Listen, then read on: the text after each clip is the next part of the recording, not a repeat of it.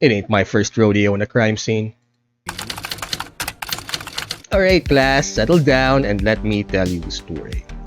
Warhammer 40K by definition is a horror universe. When I found out it had actual horror stories within its lore, at first I thought that's a bit redundant, but then again, it's a Grimdark universe that's compelled to remind us that things can always get worse. But before we begin, please like, share, subscribe, and the whole notification button thing. It would really help me out with the algo.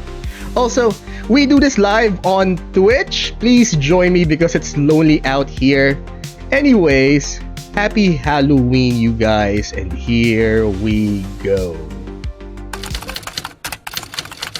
The grimdark universe of Warhammer 40K is without a doubt a terrifying place to live. It is a realm where humanity is besieged on all sides by legions of enemies and horrors beyond imagining. However, its lore is often presented to us on a macro scale, one that is so incomprehensibly large that it becomes difficult to truly imagine ourselves within its depicted events. See, he provided macro, so incomprehensibly large. So in other words, I've heard this, I've read this term before, or the saying before. She's as beautiful as a forest fire, only beautiful from a distance. You wouldn't want to see a forest fire when you're right in the middle of it, but it can get somewhat pretty. I've seen forest fires from a distance here at home, and if you're especially in the provinces, if you see a forest fire, it's actually quite pretty from a distance, but not for the people that's in the middle of it, not from, well, all the other living beings that's caught in the middle of it. I think that one's from Neil Gaiman. Was it Good Omens, when people were meeting the four horsemen of the apocalypse? It's as beautiful as a forest fire, or she's as beautiful as a forest fire. As consequence, many of 40K's more horrific, bone-chilling elements can often go unabsorbed and unprocessed by the reader. It is, however, when we begin to peel back the layers, when the scale shrinks down to a single individual, and not an elite superhuman warrior or a trained member of the Militarum, but a single civilian with no combat training, that we finally have a relatable lens to ground ourselves with. It is then that the creeping dread and spine-tingling terror that festers just beneath 40K's surface is revealed in its full, terrible glory. I left it on mute again. That's why I need you people to join me, because I have this tendency of leaving the mute button on when I do stuff in the background, especially when I'm doing stuff. Anyways, wait, as I was saying, again, the game, this War of Mine, you guys should check it out. One hell of a game. Although I've never played it. Its tagline was, "In war, not everyone's a soldier." It's a story about the people caught in the war zone. I never played it for the simple reason that I found the whole aspect of it depressing. Very depressing, right? Because here's the thing, right? My brother played it first, and he said his biggest problem with the people he's playing as is that they get so depressed that they decide to delete themselves. They decide to check themselves out of this world. So he always keeps running out of people because of depression. And one of the reasons why I haven't seen any of the present animes, because here I do this, guys, for fun, okay? Just like everyone, we're trying to hide from the pain at some level or another. And yeah, me personally, I don't want to check out depressing stuff for the simple reason that I don't know what's going to come out. I mean, I bottled up a lot of emotions. I'm bottling up a lot of emotions because I have to, right? It's not that I don't want, it's not because I want to, but because I have to. And I tried to avoid the triggers, like playing games like this War of Mine, or what was that anime? Grave of Fireflies. Oh my god. Critically acclaimed. But no, I am not touching that with a 10-foot pole because I have no idea what's going to come out if I watch it. So right now he's saying that what about the people that gets caught in the middle of the war? What about the ordinary people living in the hive city?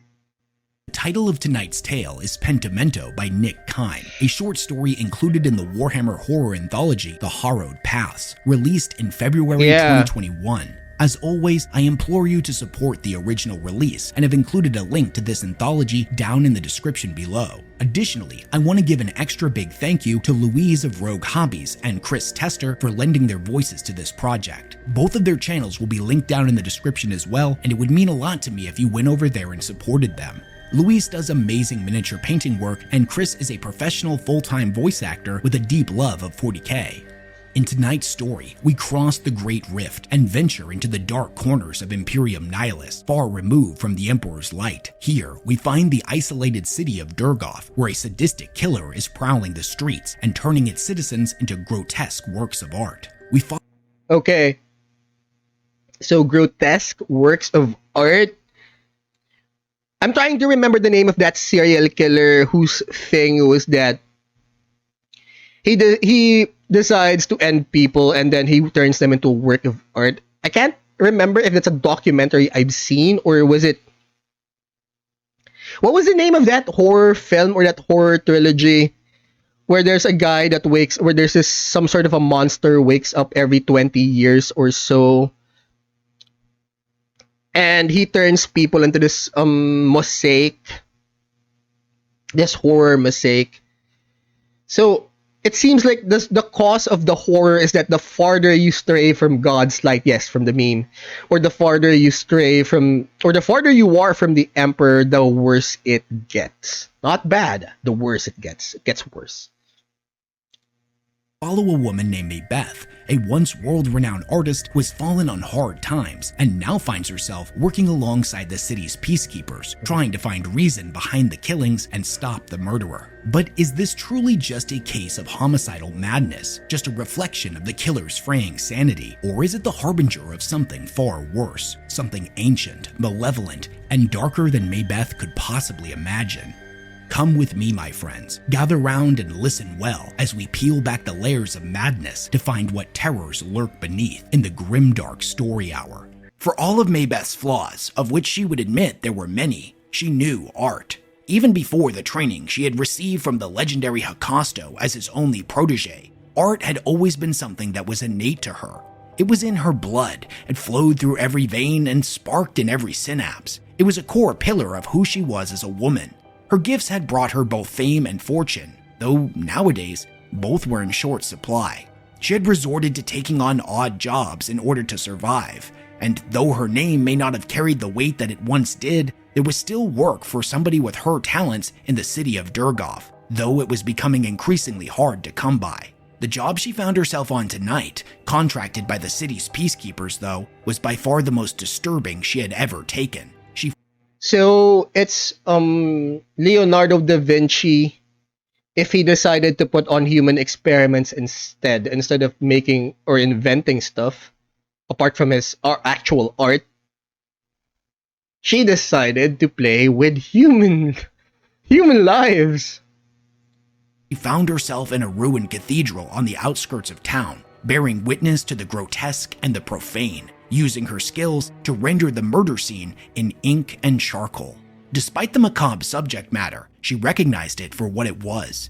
It was art, callous, evil, and some would say blasphemous, but undeniably art nonetheless. The victim was most likely male, though the incisions made by their killer made it difficult to be mute. Art has always been subjective because it's a matter of taste. You can't say this is wrong, you can't say that's good. But I'm guessing art schools out there beg to differ.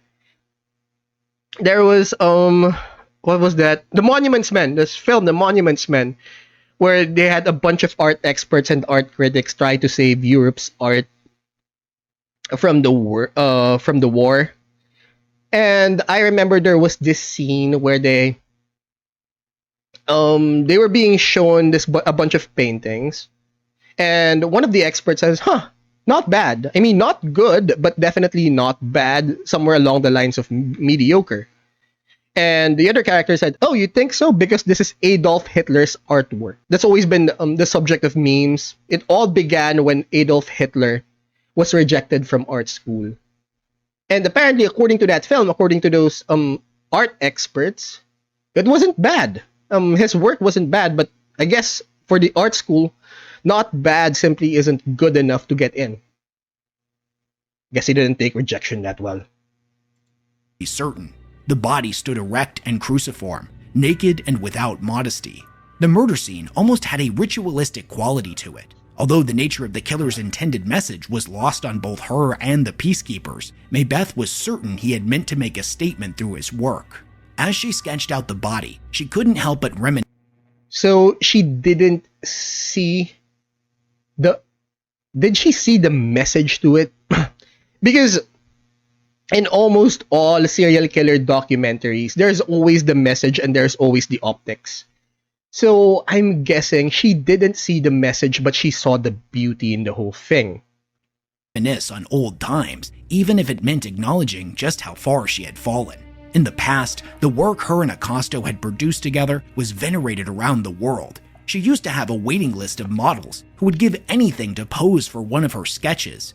Now, the only individuals that would sit for her were the dead, and they had little choice or awareness in the matter. Acosta had been like a father to her. So she fell from grace. She came from high society, and for some reason, she's doing some sketches for the police. And her life had begun to fall apart the night that he was murdered, stabbed in the chest, likely in an act of jealousy by one of their competitors. Though the killer was never caught, she had wept for 6 days straight, refusing to leave her home or even change out of her mourning dress. Okay, that explains Although it. time had lessened the pain, she had never fully recovered and dwindled away what remained of her fortune on gambling, flights of fancy, expensive luxury clothing, and exotic liquors and narcotics. So she As did fell from grace. She took in the victim's arms that had been strung up by their own sinews, hanging limply as if some godlike and invisible puppeteer held on to them from above. No, not a puppet, she realized. She had misread the artist's intentions. She sketched splayed feet, their broken toes and bones. So, see, that's what I was talking about. There's the message, and then there's the optics. Because art is subjective. That's why it's considered, if you've ever found yourself in an art gallery, it's considered rude if you ask the artist, what does it mean? What does your work mean? Because in the grand scheme of things, it's meant to be open for interpretation, especially in the eyes of the audience. So here, she failed to see the message, but she definitely appreciated the optics. She definitely saw its beauty. Distended and the clawed fingers reaching like strange branches. And finally, the position of the body, utterly straight, rigid as any trunk. A tree, she murmured aloud, pausing to regard it. What? Asked Levio.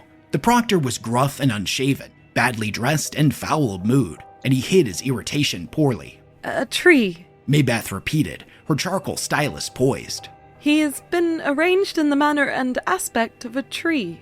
There aren't any trees in the city. I didn't say it was based on anything in Durgoff. Levio took another look. I only see some. So, yeah, again, that's it. She saw the beauty. She saw it in the eyes of an artist. A tree. But that might not be the message of the killer. Poor bastard tortured to death. He turned and frowned. You said arranged.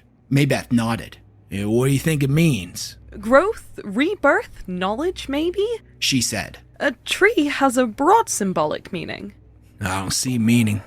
I see madness. City's infected with it. He wasn't wrong. Durgoff had never been a safe place. So, the artist saw beauty, while the cop saw only madness in it. In the film, The Last Castle, Robert Redford. If you don't know who Robert Redford is, Ask your mom or ask your grandma mom. I'm pretty sure they have a lot of good things to say about his good looks. But anyways, and there was this particular scene. Basically, it was about this general or high-ranking officer that was imprisoned for something, for what I can't remember, and that was Robert Redford's character. And being a high-profile or a famous general, the warden, played by the late James Gandolfini, Tony Soprano, he basically welcomed him to his office first, because the general wrote a book. And please, can you please put your autograph on my copy of the book? And when he got to James Gandolfini's office, it was full of war memorabilia, from the wars that the United States have fought. Robert Redford didn't like, or his character didn't like, the collection, because a collection like this, war memorabilia, bayonets, spent shell casings, a collection like this can only belong to a person that's never been in combat or that's never seen real war. Because to an actual war veteran, it's simply a piece of metal that costs someone a world of pain. At least outside of the noble districts. But ever since the sky changed and all of the astropaths died, crime rates had steadily begun to increase. Nobody knew what had happened. One day everything was normal, and the next, a great rift of crimson split the heavens, and all off-world shipments abruptly ceased. So In this is the addition to fall. the lack of visiting ships, without the astropaths, interstellar communication had become impossible. No word in and no Can someone put down in the comments if this is the divide, if this is the fall of humanity before the Emperor put it back together? I honestly forgot what you call it, or the Great Rift, the Great Divide, where humanity's earlier empire was lost because of the birth of the Eye of Terror, which divided mankind from everything else. That's why the Emperor had to go up and reunify mankind and stuff. Please put it down in the comments. word out. The planet had been completely cut off from the rest of the Imperium. With this world's isolation came a sense of powerlessness in the general population. Powerlessness bred fear. Fear bred violence, and so on it went. Why am I here? I sort of disagree. Fear doesn't breed violence. Poverty breeds violence. Because one of the docs, or one of the first videos that we've seen, when mankind was divided, not every world was self-sustaining or self-sufficient. One world produces weapons, one world produces ore, and this world produces food. When it got cut off, they were also cut off from their resources, and of course the prices would skyrocket, the economy would fail without the help from outer worlds that provide the necessities that people need. Proctor Levio. Arbitrator wants a record. He stalled to pick at something in his teeth. Doesn't want to come down here to see for herself. Maybeth gestured to the perturbed-looking hunchback in red robes, busying around a picture unit. Then what's he here for? Would a pictograph not capture a more accurate impression of the scene? Exactly. Not to mention be much faster. I'm not complaining. She hastened to add. I need the coin. There's not much work for an artist when every patron has decided to suddenly start hoarding their wealth for the end of days. Or spend I food honestly instead. do not know. Admitted Levio. So far, he's done precisely fuck all. That's strange though.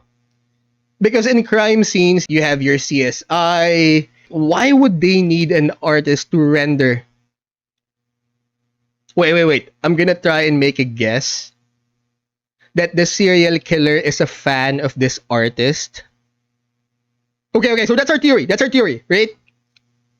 Our theory is that the one committing all of these murders is a fan of this artist. So that's why he made sure, out of some machination, that she's going to be there at every crime scene in order to render or draw a work of art for him. For some reason or for some way. That's my first theory on how this is going to work, or how the story is going to go. Because there's no point to this. Just like you said, there's no point to this. There's no point of me being here, because a camera or a pictograph would do a better job in terms of collecting evidence. So that's our theory. that the serial killer is one of her old fans that's either trying to get a work of art for free or wants a better rendition of his own work.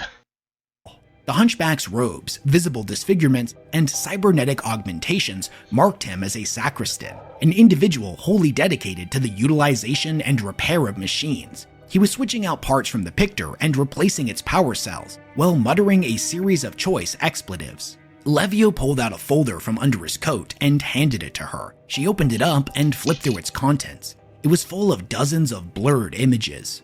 They're all useless. She said. Doesn't matter what that hunchback asshole does, pics won't come out. That's the 6th pic that we've tried. How long have you been in here? Levio rubbed his unshaven face and she had her answer. She turned her attention back to the images. It was as if they had all been overexposed or smeared by a sudden jerk of the lens. But that didn't make any sense. The victim was static, the picture secured, and the light steady. This is very strange. She conceded.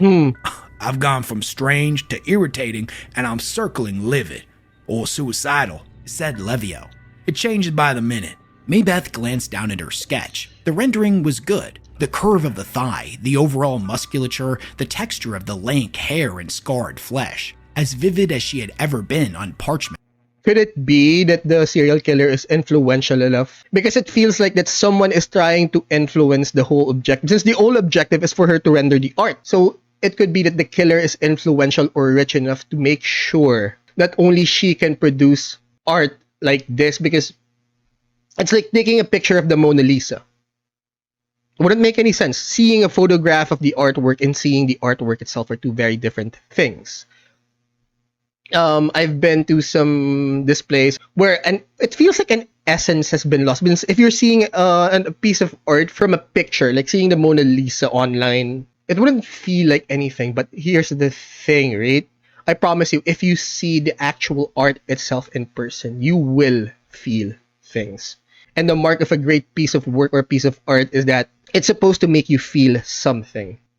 And almost more real than any pictograph. I see.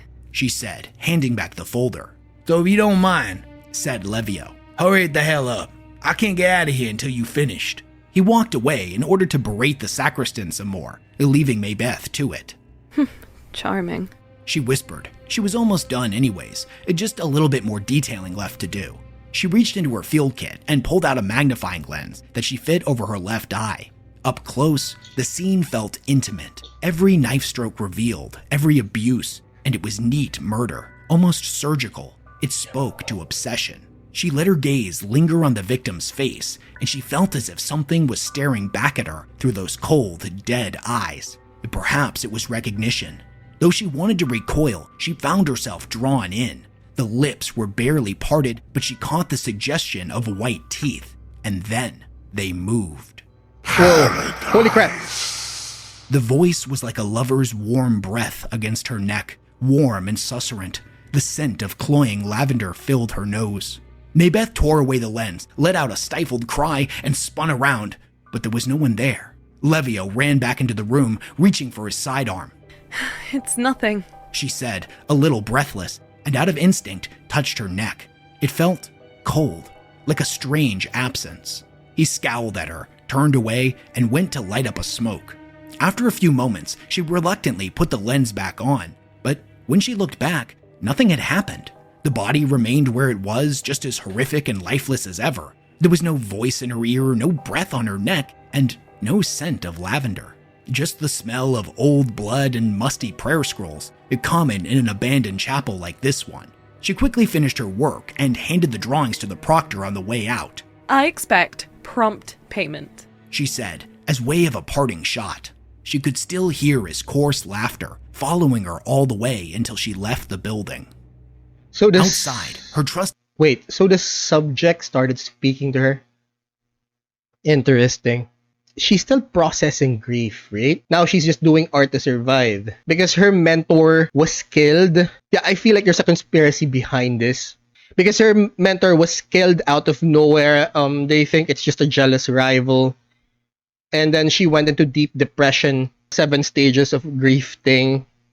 And now the art is starting to speak to her. I feel like it could be a product of her grief or her depression that the subject is starting to speak to her.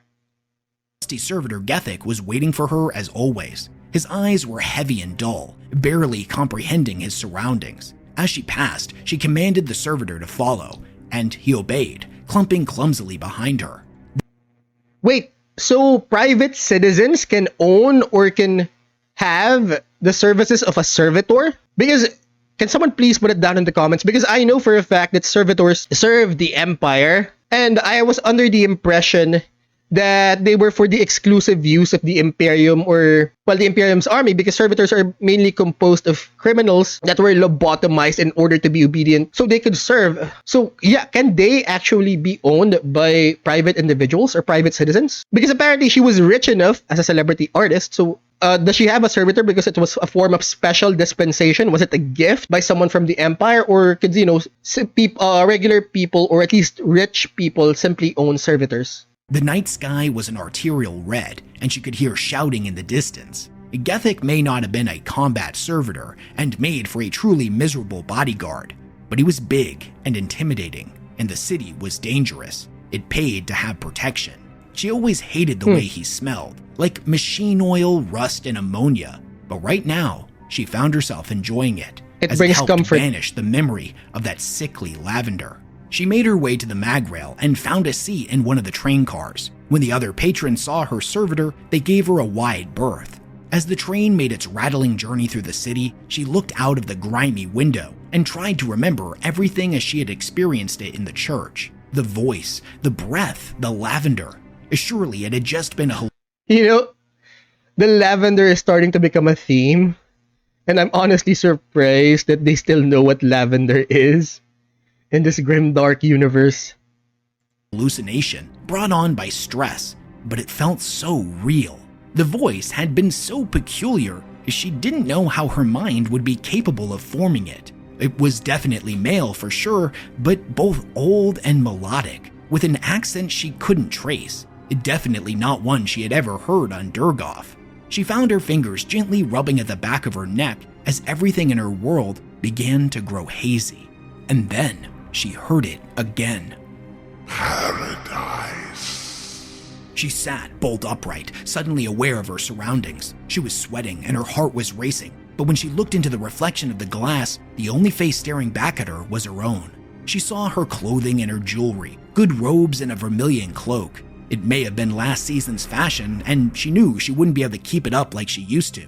But even still, her attire was nicer. Wait, so she started hearing things, so the work or the subject matter was starting to follow her. Yeah, it feels like her mentor's murders triggered something. It feels like she was meant to go down this dark path of depression, that someone's manipulating the whole thing behind the scenes. And it all started with the death of her mentor. Than what most people here could afford. It spoke of affluence, of success. She smiled and took a moment to admire her reflection, but just behind the grimming image of her own face was another.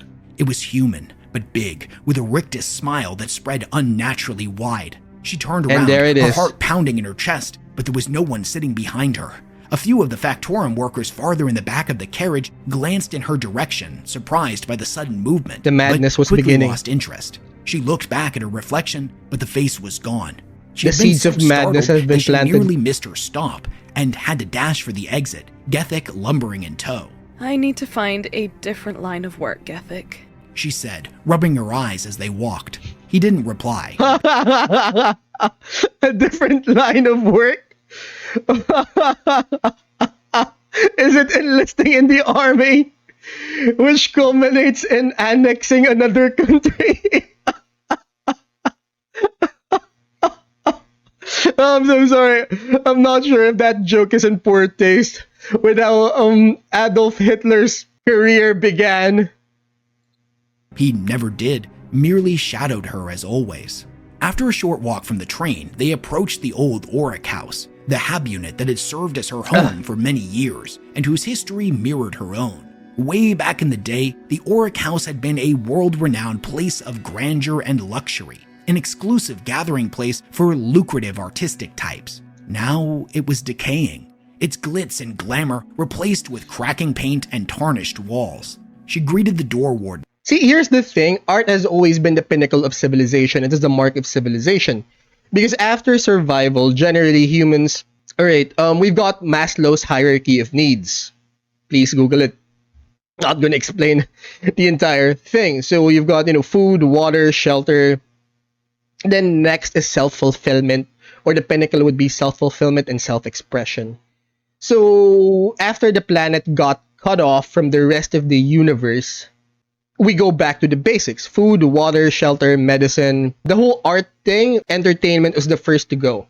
Because people need to survive first. With a tired wave and headed inside. But as she passed him, just out of the corner of her eye, she could have sworn she saw him grinning back at her under the vision slit of his helmet, his smile too large, his teeth too white. She recoiled, but the guard's sour look reappeared almost immediately. I'm losing my damn mind, she said as she hurried up the stairs to her apartment. Everything was as she had left it. The hookah pipe, her silks and fine drapery, the ornaments and artist lectern, as well as the many empty bottles of amasec and absinthe. She lit the lamps and collapsed on a pile of plush cushions. I don't know what amasec is, but I know what absinthe is. I've had absinthe. It's a well-known hallucinogenic. You put it down a shot glass, you light the sugar cube, and then you drink it. I don't, remember too well from that night. But honestly, I've had absinthe before and it was fine. I think as far as I remember, I was fine. I only had like a few shots. I think it was fine. So her depression and her drug use, her alcoholism, it feels like it was meant to trigger something. The murder of her mentor triggered something. That's the recurring pattern. As if the puppet master or whoever's pulling the strings behind the scenes knows that this will be the result of everything.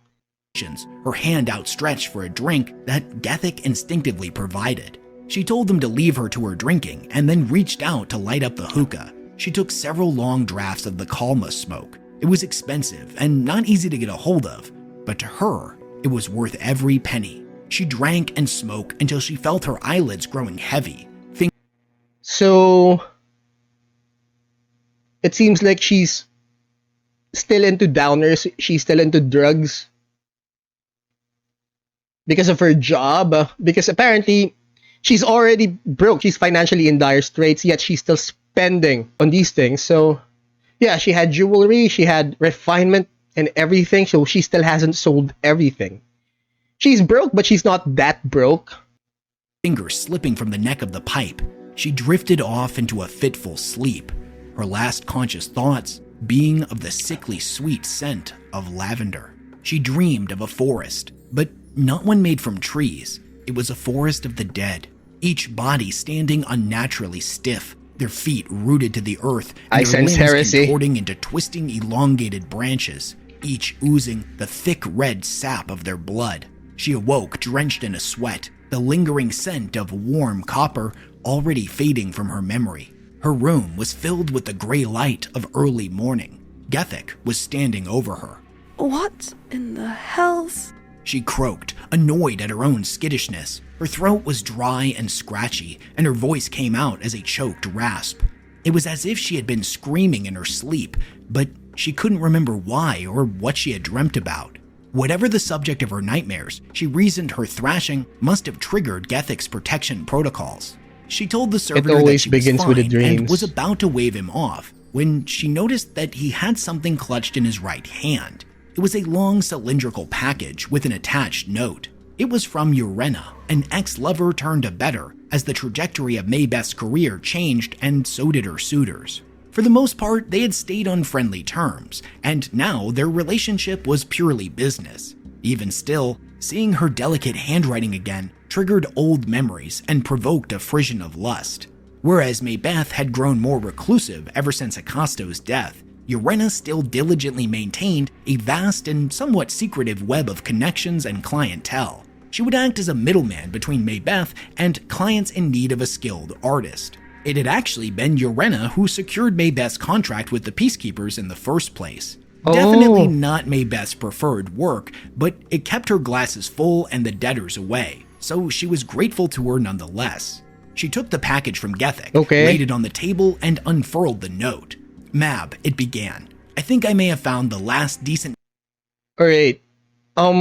This friend may know something about what's going on.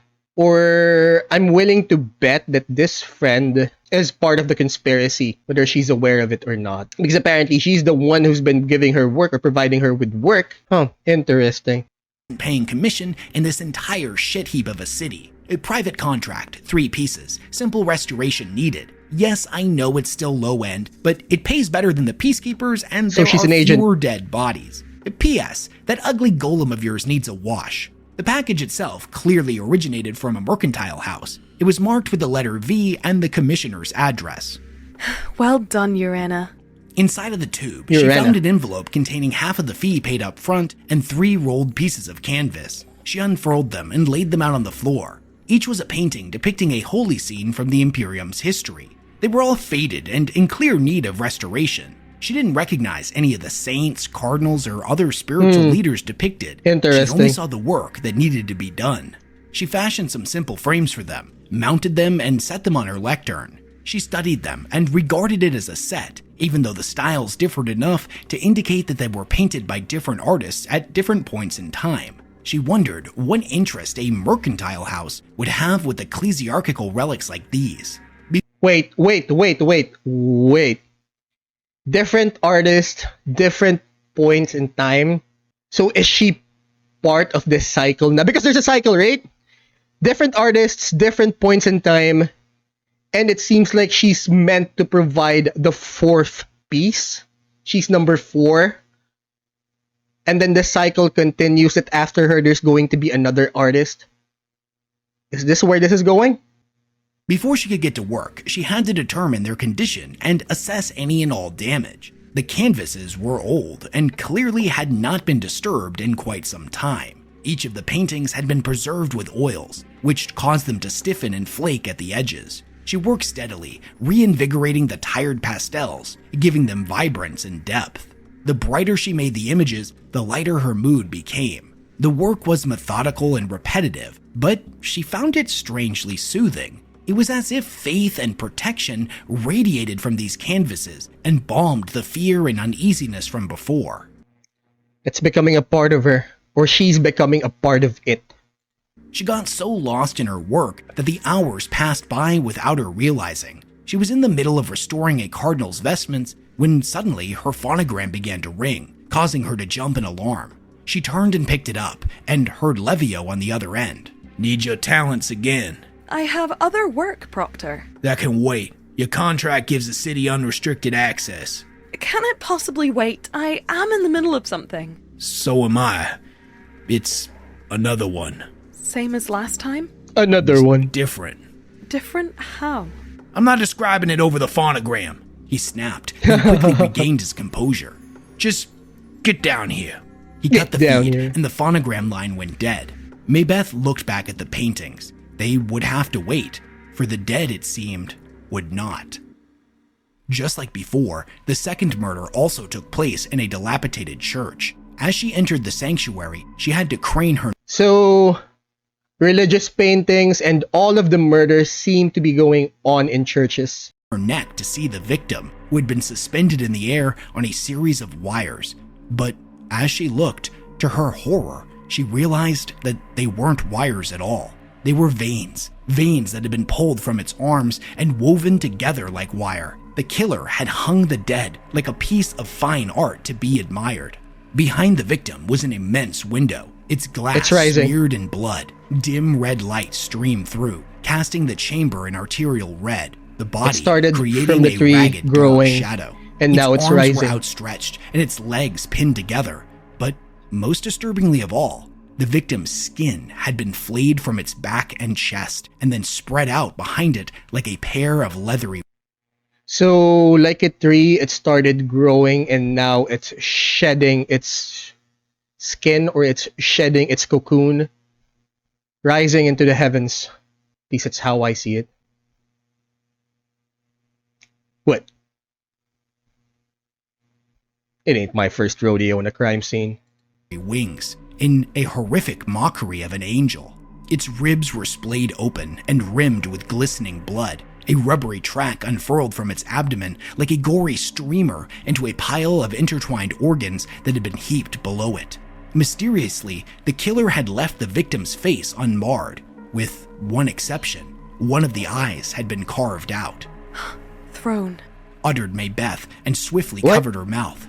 She could smell Levio walking up to stand beside her. He reeked of sweat and cheap tobacco. I understand why you didn't want to describe it over phonogram. He couldn't have described it. An Aquila. He replied, An gesturing Aquila. at the victim's altered form. Even I can discern that much. Who the hell does that? I don't know, a religious fanatic? Aren't Exactly. you supposed to work that out? Religious Levio rubbed his paintings. scalp. He looked paler Churches. and older since last night. I no frame of reference for this. It would take strength Ventured Maybeth. and precision. Still think it's Or art. numbers. I think the killer does. Levio lit up a smoke. Paradise. Maybeth turned on him. What did you just say? Going off of his expression, she must have looked horrified. He held up his hands. That's just what the witness said. What bloody witness? She was livid, This is different. practically There's a shaking. witness. The smile, the sickly scent of lavender. Ascending to Easy, paradise? Said Levio. Is Calm that the down. message? Maybeth stared at him, her heart pounding. She felt feverish. A cold sweat clung to her body like a rotten bandage. Are you all right? She snapped back, hard as a spring. The fever ebbed. This is all for her. I'm fine. She's not going to be alright. I didn't know there had been a witness. Why does it matter? Someone is killing people seemingly at random and turning them into grotesque anatomical works of art. Maybeth replied, still a little shaky. I am both professionally intrigued and personally appalled. Of course it matters. Wait. She said strength. Someone is turning random people or randomly turning people into works of art. She's been unconscious for hours now. After she got home from the crime scene, the first thing she did was light up. So, strength is needed to perform this kind of thing. And guess what? She has a servitor. A large one, apparently. And she's been unconscious for the past few hours. I mean, there could be a connection there. Because anyone that's ever tried to carry a dead body or experience with dead bodies knows that they're dead weight. They're too heavy. There was this meme about how come you can carry your girlfriend yet you can't carry a sack of rice. It's because the sack of rice can't shift weight. Whereas if you're carrying your girlfriend or if you're carrying a person that wants to be carried, they're going to shift their weight in order to accommodate you. So, if you're going to put up a dead body like that, you either need strength or B, you need numbers. Who is the witness? An old curate. The church was mostly in a state of disrepair. He was effectively the caretaker until it could be restored, though not much chance of that, given the state of things. He's back at the precinct house with the interrogators, who are trying to find out what he knows. He didn't tell them? And beyond saying that word, he hadn't said much of anything. Paradise. Whatever he saw, he didn't like it, and it definitely wasn't him who did it before you ask. At this point, she had had just about enough of the proctor, but she gathered up her tools and got to work. The sooner she was finished with her sketching, the sooner she could leave. After it was all said and done, and she had taken her leave of the crime scene, she was forced to take a longer route to the maglev than normal. The violence had gotten worse this night, and she knew it was unwise to take chances, even with Gethic by her side. It was dark by the time she made it home, and the memory of the flayed angel as she had come to regard the second victim still lingered in her mind like a bad odor. No matter how hard she tried to block it out, it wouldn't go away. Even a long shower and the safety of her apartment did little to ease her discomfort. She poured herself a glass of absinthe to calm her fractious nerves. When she woke up, Gethic was by her side, and even her agent or her friend mentioned that your servitor needs a wash.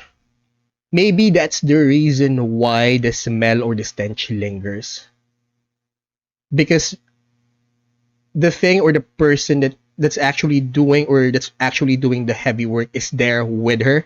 On the way back, she had avoided looking into any reflective surfaces, glass or otherwise, and set to work covering every mirror in her home with a blanket. Whether because of her efforts or because she had simply been losing her mind before, there were no more visitations from the Lavender Man. Even still, she didn't want to be alone. She thought about calling Urena, but didn't want to leave her hab, what with the violence and the curfew. And it's not like she could have anybody over. She didn't want anyone seeing how she was living. The apartment was a mess and covered in empty liquor bottles. Sorry, my bad. Instead, Excuse me. she poured herself another glass and turned to the paintings on her lectern. It wasn't like she was going to be able to sleep anyways, and the work offered at least some semblance of... Now, that's a bit of a deviation from the pattern of regular serial killers, because in almost every documentary, in almost every show, you'd almost see this line that serial killers want to get caught because there's no point in doing all of this without an audience. That's why I'm a bit hesitant to actually say or tell that she could either be the killer or someone's pulling the strings behind the scenes. Every serial killer wants an audience. So, two theories is that she's the killer, the whole thing was triggered by the murder of her mentor, or B, someone's pulling this behind the strings and she's the conduit that's going to show the killer's work to the entire world. And she's just a chosen artist that's meant to portray or depict the killer's work. Because her method or her deviation, she didn't want people or she didn't want her friends to see her state of life right now. She knows she's a mess. But here's the thing, a serial killer would want to show people the process of their work. So shame doesn't exactly go into the equation since she's ashamed of how she's living right now. It's like that Simpsons meme, please don't tell people how I live. It doesn't fit the pattern, it doesn't fit the MO, but anyways. Refuge via spiritual tonic. Maybeth threw herself into her work, the craft taking on an almost obsessive-compulsive quality that caused the hours to fly by. Every small act of restoration felt like it was cleansing part of her soul and lessened the lingering imagery in her mind and the imagined scent of lavender. She was peeling back layers of ink and pigment from the most degraded areas of the canvas in order to build them back up anew, when she suddenly noticed something unexpected that caused her to stop. She scraped away the oldest particles of paint and noticed a small part of a second image underneath the first. Puzzled, she grabbed a magnifying lens and brought it into sharper focus. She couldn't tell what the second image was depicting, but it clearly wasn't part of any religious scene. It was a pentimento, as her master used to call it, a layer beneath a layer. Oh. It's what happened when, for one reason or another, an artist would have a change of heart mid-painting. They'd cover up the old image entirely and paint something new. Sometimes bits of the old image would be incorporated into the new one, and other times it was concealed entirely. From what little of the hidden image had been revealed, there wasn't enough to discern anything of particular note about its subject matter. But she found the rationale for hiding it intriguing nonetheless. Curious. Maybeth muttered. She began to scrape away at the old pigment, more than she initially intended to, but reasoned that she could easily repair it later. This thing beneath, this secret beguiled her. At this point, it was the deep night hours. She's not meant to restore these paintings. She was meant to uncover or to see what's behind these paintings. At least it's how I see it. If I'm wrong, please put it down in the comments. And the heavy dose of stem she had taken to keep her going was starting to wear off. Eventually, the scalpel slipped from her grasp and she fell into an exhausted sleep at her lectern. She woke sometime later to a feeling of disquiet and the... See, there's the pattern again. She's blacking out and then there's going to be another murder. Vague memory of a troubling dream that, try as she might to grasp, dissipated like smoke. Sensations remained of pain and pleasure, the instinct of peeling back the layers of her skin to reveal the dark places within. She shivered, despite the warmth of the morning. So anyways, that's a pattern. She blacks out and then she wakes up, another murder has been committed. And the blanket she had wrapped herself in. She rubbed her eyes and looked up at the canvases, but to her complete shock, far more of the second image had been revealed than she remembered. She had no recollection of working on the other two yet, but it was the same across all three. Each had the same signs of a similar hidden image that had been partially revealed. Blacking out and losing track of time and events was never something she enjoyed for obvious reasons, But it wasn't Lots of things unheard can of when happen. one mixed together a cocktail of alcohol and stimulants. Needless to say, it wasn't unfamiliar territory for her. Alcohol, a Get that? downer, and She upper slurred, stimulants. still drowsy. The Bad servitor combination lumbered for from your its heart. alcove. Show me the vid from last night. Gethic stumbled over to a cogitator See, that's the entire thing. She has a muscle. sitting on a low table, plugged it into a socket on his side, and opened his mouth, revealing a flickering projector bulb that cast a vid feed onto an adjacent wall. Like many artists of her time, she had set up a series of vid feeds around her abode in order to capture her artistic process for later review. Here we go. She whispered as the vid capture began to render and cycle. But then she frowned and glared over her shoulder at Gethic. I said last night. Confirmed. He said in a mechanized rasp. This is everything? Confirmed. Her eyes narrowed, disbelieving. Are you certain, Gethic? Confirmed. Something must have gone wrong. Her vid unit was clearly faulty, as the images cascading across her wall were blurred and overexposed, just like the ones Levio had shown her the other night. Only this time, they were in motion. She squinted, straining her eyes and focusing intently on the vid feed in order to see past the image flicker. What in the hell's... Even blurry and overexposed, the vid didn't look like anything in her apartment. The colors were wrong, and every now and then she caught a glimpse of something solid, something that looked like bones. There was a sudden hard knock Was at it the door Gethic that at caused work her heart under to her nearly directions jump or right out of under her throat. orders? She cursed loudly and stumbled over to the apartment entryway, putting her ear up against Because the picture was overexposed, the picture was also messed up. Interesting. It could be Gethic doing the actual work under her direction or under the puppet master's direction. the door. Identify. Couldn't reach it via phonogram. Levio grumbled through the door. So you came into my abode? Maybeth snapped. Although muffled, she could hear him muttering something unseemly about artists Another in murder. her ilk. So can I come in, or do we shout at each other through your door? She was tempted, but she gestured to Gethic She's to cut ashamed. the pict feed, the wall returning to its blank state, and she let Levio in.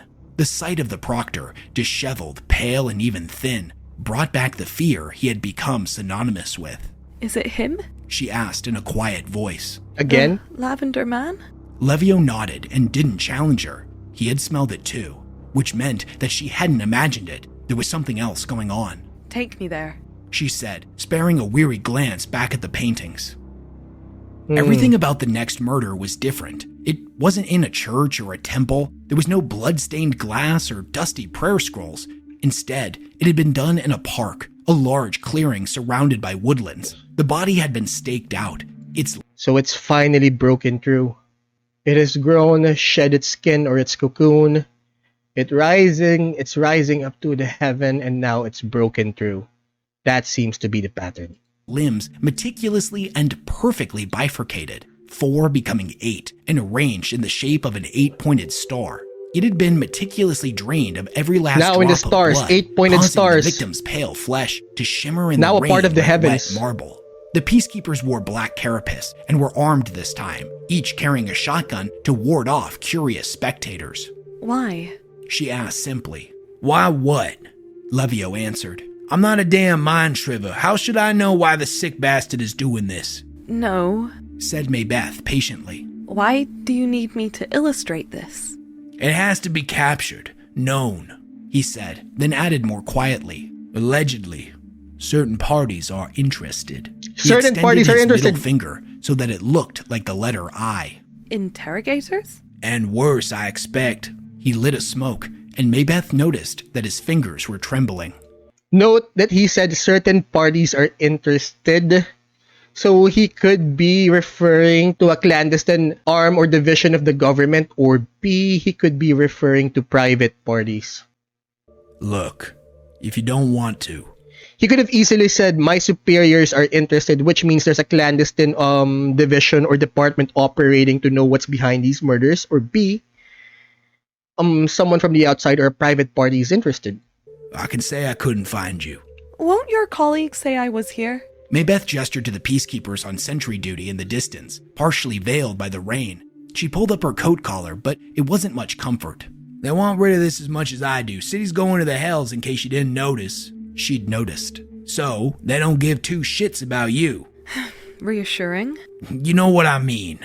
Maybeth stared on at the body. It was so cold, so beautiful. It was immaculate in every way, the work of a true artist.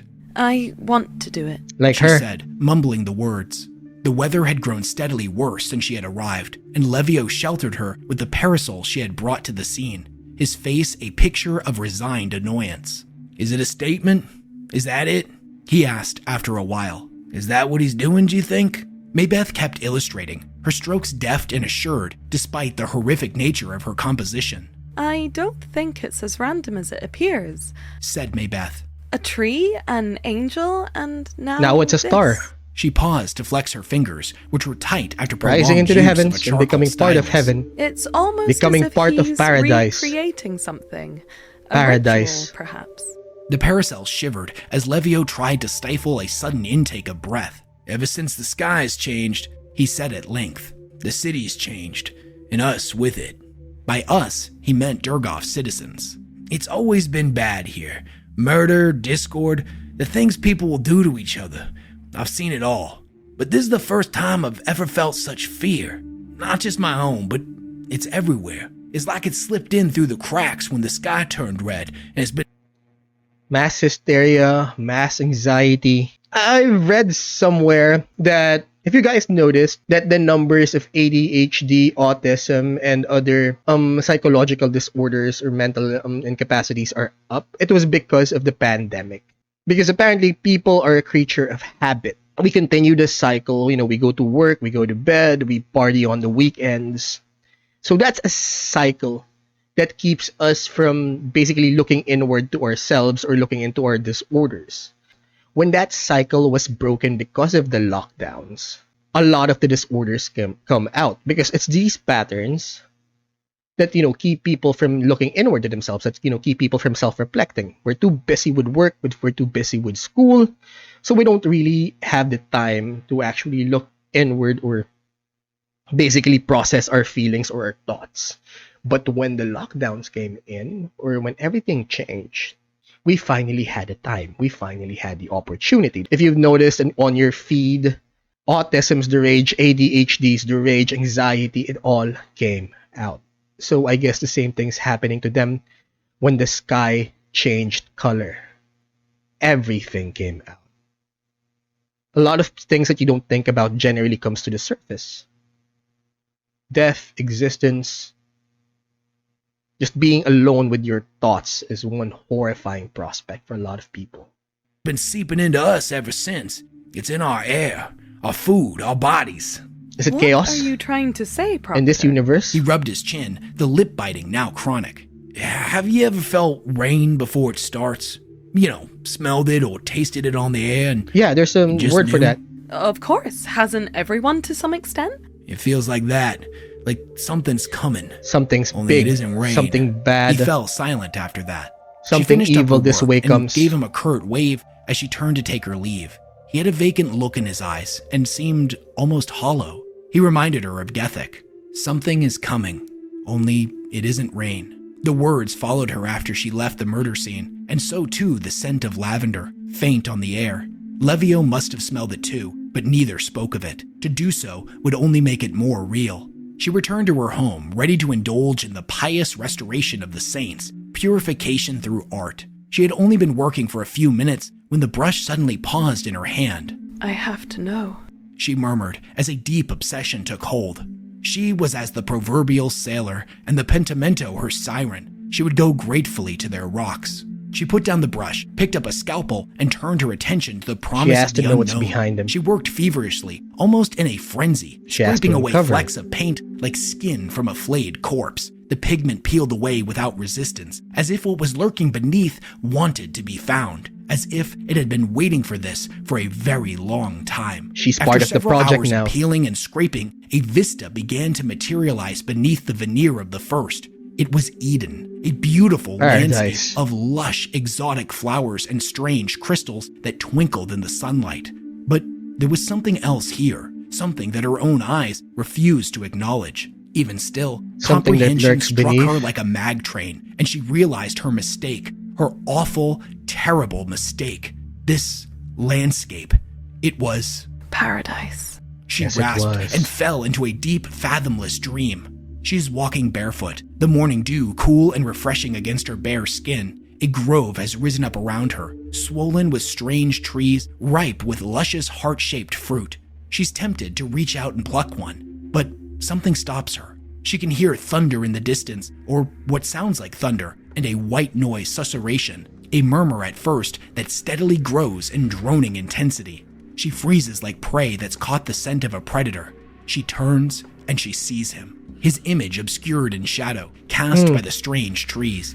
He is nude, apart from a modest cloth around his waist. He is beautiful, tall, a study and anatomical perfection, like the statue of a demigod given perfect animation. He is strong, his muscles carved as if from pink opal, framed by a cascading mane of silver hair that drapes his shoulders. His What's the point of reference for beauty? Because, of course, the Astra Militarum, particularly the Astartes, they were from the gene seed, they were from the Emperor, so they're supposed to be the pinnacle of beauty. And IRL, at our present time, Adonis, is our point of reference. Well, at least it's an outdated reference at least. But when she says beauty, what's the point of reference? violet eyes glinting and flashing to life as he approaches. Amused, desirous, she flushes, terror and arousal warring like belligerent nations. In an instant of connection, she knows him. Her feelings are finally bubbling to the surface. Because the reason why she does drugs and alcohol is to basically keep it in check or keep them intact, but now it's out to the surface. Or rather, what he represents. He was the paragon of pleasures, a lord of excess who had come for her. Oh, I know you, he says, Yes, though he his does. lips are unmoving. I am you. And for a brief moment, she knows nothing The but lover. profound bliss until the blades unsheath and the hooks on. can someone please put it down in the comments? Is this connected to Slanesh? Has Slanesh even been born yet? I mean, this is one of the downsides of trying to get into stories within the lore, is that like a person like me, who's a complete beginner in Warhammer 40K, I can't even know the time frame. All I know is that for some reason the skies changed. Is it what? The Eye of Terror? Is it the birth of the Eye of Terror? I can't even tell what point in time the whole thing came to be. But the sky came and they were cut off. And as far as I know, as far as I can tell, the God Emperor has yet to start his crusade to reunify mankind. Because according to this story, they were cut off from other planets. As far as I know, during that time, Slanesh hasn't even been born yet. Interesting. So please, can someone please enlighten me in the comments? Unfurl. She feels herself pinioned and torn apart. She is undressed of skin. It flutters away in the wind like thin parchment. He smiles, that overwide, unnatural smile, his teeth like pearls, the scent of lavender overwhelming. She doesn't scream. She can barely breathe. She feels something heavy pressing against her chest. She thrashes, and a lamp shatters as she kicks it. A decanter of liquor spills, and the drapes tear beneath her grasping fingers as the sunlight crashes in. There, in an instant, there was relief, the pain vanishing as Maybeth stared on blinking in the revelations brought by morning light. The paintings were no longer three, but one. A triptych of paradise, of vigorous, staggering gardens, unmatched in beauty, spread across three canvases. She stared on, her mouth agape. It was like a foreign country to her senses. The garden was seeded with bones and nourished by blood. It was Eden birthed by slaughter. Her eyes were drawn to the center, where a familiar grove stood out, its strange trees burgeoning with heart-shaped fruit. But they weren't fruit. They were hearts, living, beating human hearts. And there were no trees, my God. but people, the dead, rooted and cruciform. Her blood turned to ice, and she recoiled, shuffling away on her backside, kicking madly until she backed into a wall and could flee no further. Her gaze was transfixed, unblinking on the paintings. Her work remained incomplete. There were still parts of the original images left to be removed, more horrors yet to be revealed. Maybeth sat there, trembling and unmoving, unable to speak or even sleep for 3 days straight, her trance only broken when Levio contacted her again. Fires had broken out across the city, and the air was Oh my full God, there of you the go. baying, hooting sounds of desperate men. The thick, acrid clouds of smoke did little to hide the blood-red sky that had only turned deeper and more crimson with the onset of night. After exiting the maglev, she did her best to avoid the crowds, choosing to take forgotten side streets instead of the main ones, Gethic following close behind her. The rioting scared her, of course, but that fear had been dulled by something far darker, something she couldn't ignore. She that was part of the continued to trigger. call out to her. Levio was waiting with 2 armored peacekeepers, both wielding shotguns. He looked skeletal thin, with deep rings sunk in his eyes. He finished a bet he glow hasn't stick slept and for crushed it days. beneath his heel, where it joined a pile of others. He lit another and gestured over his shoulder at a nearby mausoleum. Inside, Maybeth followed, leaving Gethic and the 2 sentries outside. The 4th location was a tomb, one she assumed was constructed for some dignitary of the city, most likely of the ecclesiarchy, based on the prevalent religious symbolism throughout. Is this To it? her The right, final she piece saw of what the appeared puzzle? to be a pile of neatly folded robes in the corner, and in front of her stood a reliquary upon a plinth in the middle of the gloomy chamber. Above the plinth was the killer's latest creation, although this time there didn't seem to be any victim. Remember, Instead, the she's bones of blacked 2 out. saints had been removed from their sarcophagi and entwined, their heads upturned to a light that they would never see, their bony hands outstretched as if in mocking supplication. I don't understand. Where is the... Levio ignited his lumen, and the bone shone faint pink. She gasped as the awful truth revealed itself. Emperor? It was a desecration. He isn't here, breathed Levio. Oh wait, They the Emperor already existed. weren't robes in the corner of the room after all, and the bones had not been stolen from any crypt. How? Levio didn't answer, and that was answer enough. She approached the reliquary to get a better look. The bones What? had strange markings scrimshawed into them that she didn't recognize, and outside, she could hear the clamor of the riots growing louder and coming closer. Over and over, she saw the same word carved into femurs, rib bones, and clavicles: paradisium. It was High Gothic, a Paradise. dialect rarely used nowadays, but supposedly more common a long time ago. She heard the sound For of rich gunfire, people. a warning shot from one of the peacekeepers at the crowds outside. The gathering mob responded, a coalition of voices answering as one. Paradise, they shouted.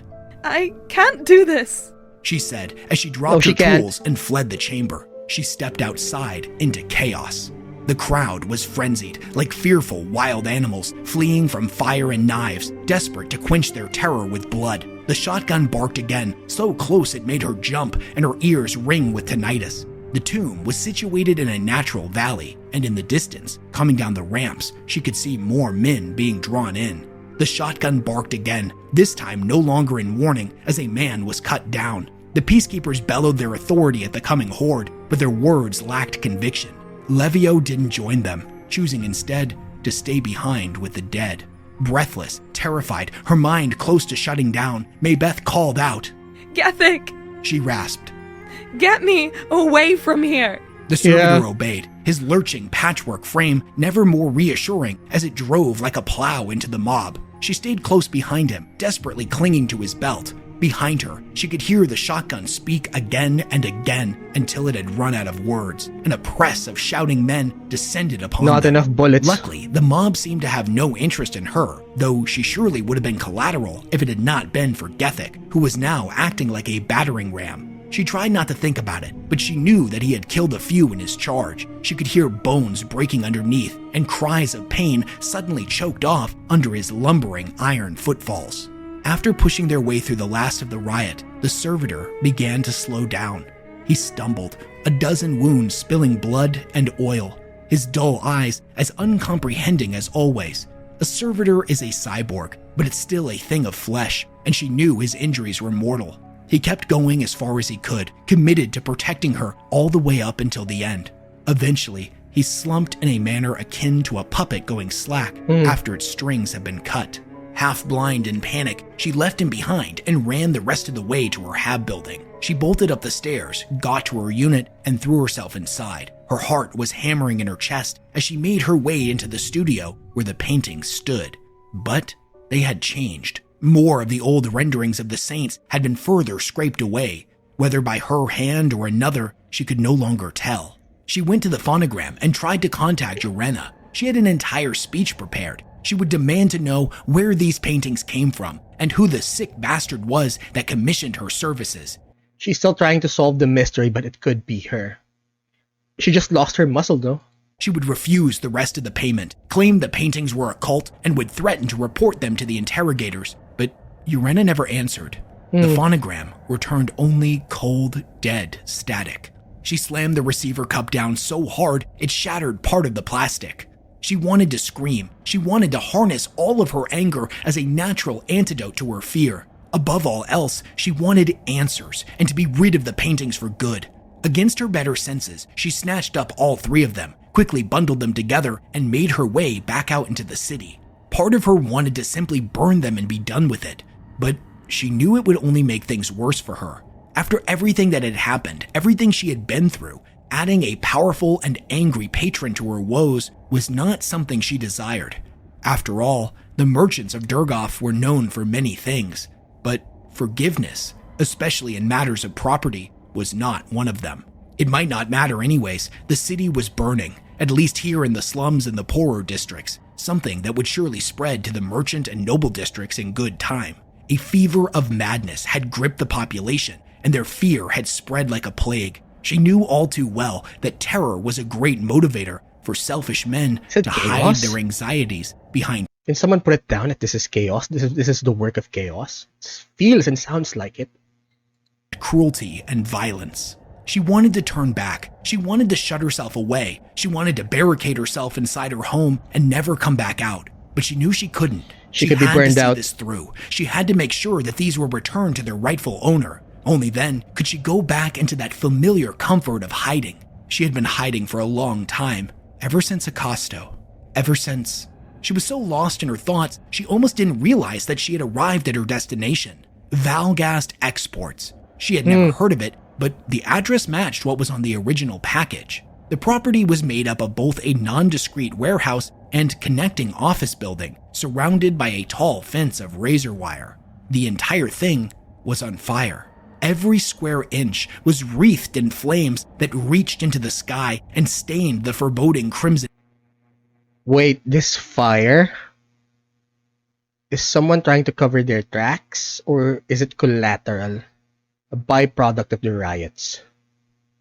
Vista black was smoke. For how intensely the fire raged, impossibly, its flames had somehow not spread to any of the surrounding buildings. It was only this property that burned, and there was no sign of arson. The mob had yet to reach this district. Exactly. It didn't make any sense, So and the someone's oddness trying of the to fire cover caused her their grip tracks. to tighten around the canvases. She wanted to tear them apart, rend them into pieces, and cast the remains into the flames, but she didn't. Instead, she sank to her knees and began to weep. After a few minutes, she took a deep, trembling breath and regained her composure. She couldn't stay here. The streets were dangerous, and she no longer had Gethic to protect her. She needed to get back to her building. She got up and stumbled through the side streets, but it wasn't long before the mob found her. It was a group of men in grubby overalls, menial workers, that eyed her hungrily. The fine clothing and jewelry that she had once took such pride in did exactly as it was meant to. It marked her as the other, someone above the dregs she was surrounded by. To them, she appeared as a wealthy noblewoman who had taken a wrong turn down a dangerous street unprotected. They started in her direction, and she backed away slowly. She looked around for an escape, and her eyes fell So like Marie Antoinette in that carriage. upon an alleyway she somehow hadn't noticed before. She took it, running like a startled cat. She could hear them pick up pace behind her, and she threw the canvases over her shoulder at them.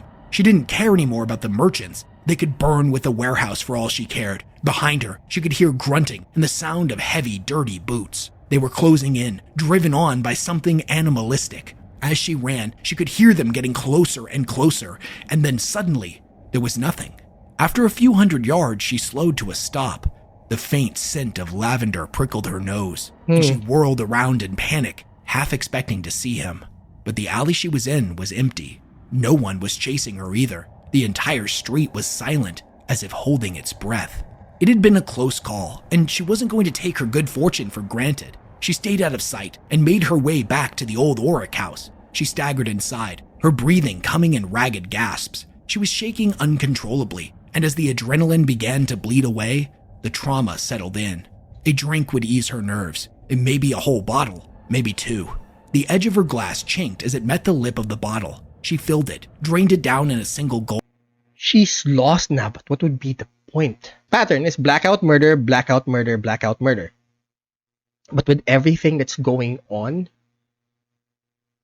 the pattern might not, reoccur. Her muscles gone. If she, okay, this is under the theory that she's the suspect, that she's the killer. Blackout murder, blackout murder. But with everything that's going on and she just lost her servitor, her muscle, would it still be possible to complete the project of Paradisium or Paradise? Poured another, and then drained that too. She started to calm down and took the bottle and glass with her as she went to find a nice place to slump. As she passed the open archway of the studio, the bottle and glass slipped from her fingers, shattering against the floor. It was impossible. It couldn't be. She was frozen with fear. The her paintings. body momentarily locked in place. She had to strain to turn her neck and look into her own studio. There, on the lectern, You're were back. all three canvases. The last of the paint beginning to fragment and flake away like dead skin. She found herself being drawn to them, to it. Without conscious thought, she entered the studio, picked up her scalpel, and began to scrape away at the upper layer.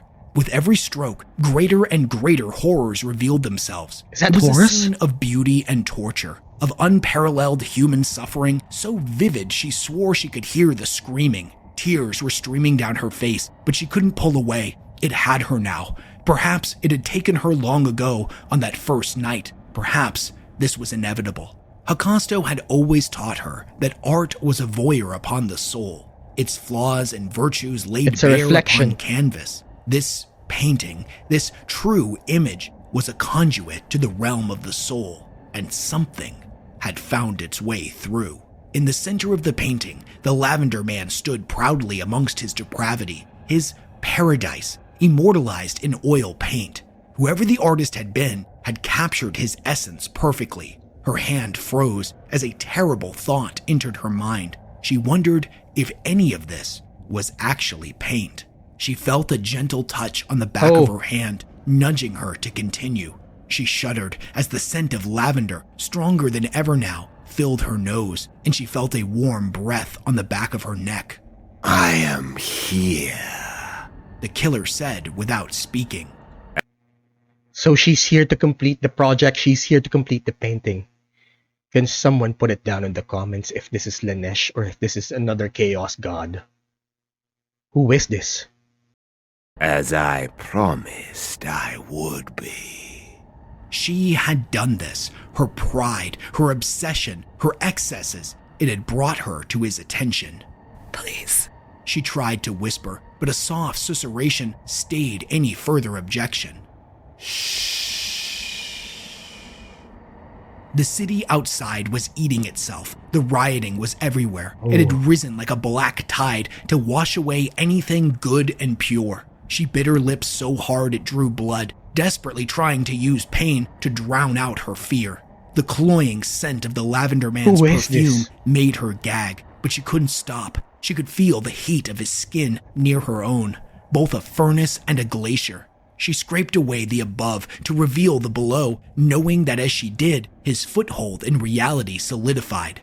A dead sky presented itself, blood-red and terrible. A great wall thronged with desperate fighting in the distance, gods and monsters vying for the fate of mankind. The thoughts came unbidden, the memories and realizations not her own. Terror! A voice in her head told her. She knew it then. The vista revealed upon the canvas an ancient war, the oldest of wars, the Great Heresy. The Long War. The voice supplied and could not hold back its bitterness. The last piece began to fall away, a nondescript corner, but its style at odds with the rest, as if it was painted by a different hand. 2 robed figures, one laying prone and bleeding, and the other. Is this the Siege of Terra? Is this Horus? Is that creature or whatever it is it stating the Siege of Horror or predicting the Siege of Terra by Horus? That was Terra, correct? You said Terra? Someone please put it down. Towering over them, she gasped in disbelief and sheer terror. It was her, a perfect portrait of herself on the night she murdered Hakasto. In her hand was clutched a red-stained blade, and the dying man on the ground feebly clutched at the wound in his chest, blood pouring from his mouth. A look of shock, horror, and betrayal rendered in oil upon his face as clearly as any picked. It was an impossible image, a rendering of her crime as damning as any confession. Perfection always comes at a price, she heard the Lavender Man say, his and the price was the life of her breaking mentor. Her dark remembrance. The hand on her neck was firm, but the not prices painful. Were lives. Not yet. It tugged, turning her head. As she turned, she saw her living conditions as if for the first time. The indulgence, the trappings of wealth, of vanity, of desire and obsession. Tell me, what did your master call it? That which is hidden beneath? Pentimento. Said Maybeth, almost all beyond her. the ability for rational thought. It means redemption. She added, a needless translation, her gaze now fixed upon the image of her murdering Hakasto, so she could be preeminent, so she could be perfect. It was A her. lie to hide another lie. The killer answered, his organic voice as old as millennia. Maybeth would find no redemption here, she realized. As the blades and the hooks bit into her flesh, she screamed as they started to pull. But there will always be art. The killer replied, as if reading her thoughts. And this, my canvas.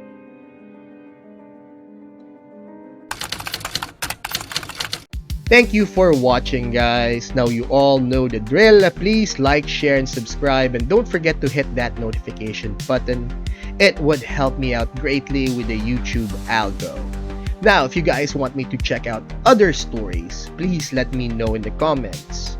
We upload on YouTube every Monday, Wednesday, and Friday at 12 p.m. Eastern Standard, and we go live on Twitch. Please check us out at 8 p.m. every Wednesday and Sunday Eastern Standard. Now, class dismissed.